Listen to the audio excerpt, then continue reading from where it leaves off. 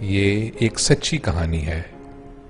ایک دفعہ کا ذکر ہے کہ ایک انسان نے ایک خواب دیکھا تھا اور اس کے ایک دوست نے اس خواب کو پورا کرنے کا عزم کیا۔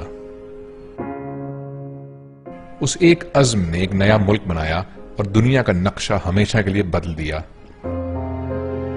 اس ملک کا نام ہے پاکستان۔ ہمیں پاکستان کو قائم رکھنے کے لیے ابھی اور قربانی کرنا ہوگی۔ اس نئے ملک میں بسنے والے ہر انسان کا ایک خواب تھا کہ اس ملک کی ایک شناخت ہو، ایک قانون ہو، اس ملک کا ہر بچہ آزاد، خوشحال اور پر امید ہو۔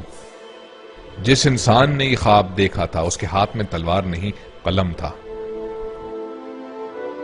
آزادی کے فوراً بعد جس قوم کو 5 سال میں دم توڑ دینے کی پیشن گوئی کی گئی تھی، آئندہ آنے والی دہائیوں میں اسی قوم نے باکمال لوگوں کی ایک فوج سے دنیا کو حیران کر دیا۔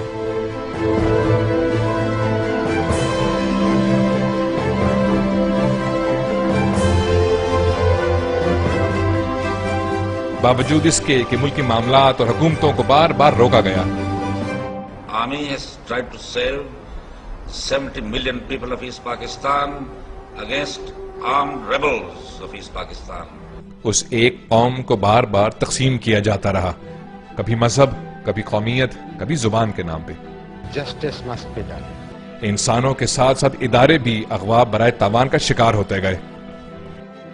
آواز اٹھانے، مزاحمت کرنے اور امن چاہنے والے نامعلوم لوگوں کے ہاتھوں غائب ہوتے رہے۔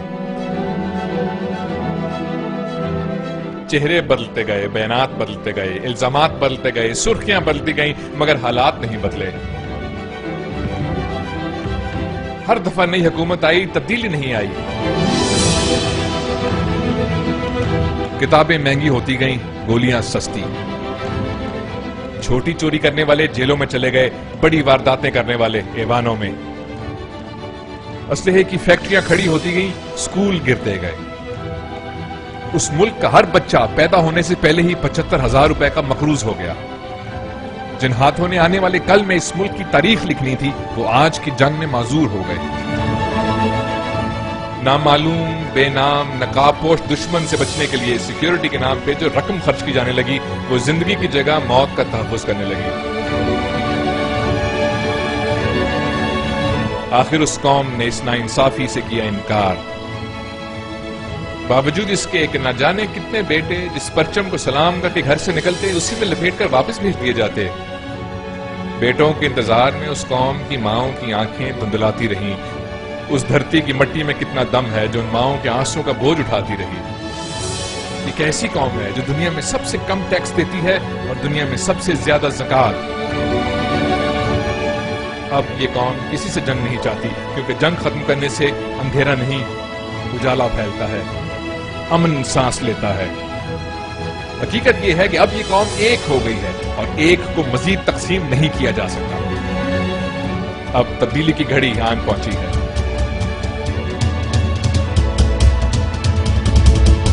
اب یہ قوم دوبارہ ان لوگوں کے ہاتھوں میں اپنا مستقبل دیکھنا چاہتی ہے جن کے دوسرے ہاتھ میں بندوق نہیں، قلم ہو،